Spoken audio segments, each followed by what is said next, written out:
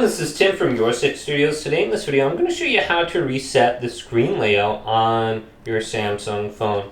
So there's a couple ways we could just do this. I mean, there's one way we can just hold down on the home screen and we could just delete all these different slides. So you can just press delete above it. So you just hold down on here.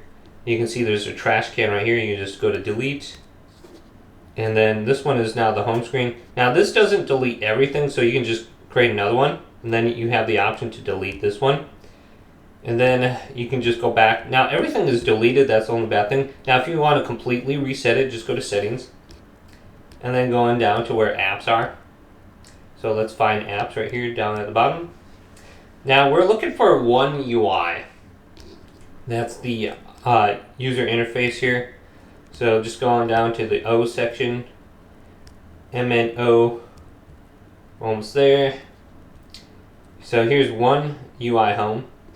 Go to this, going down to storage. Where's storage? Here's storage. And then we want to clear the data.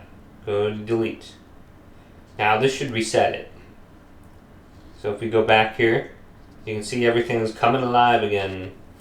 And it looks like, do we have some of this adware on here? No.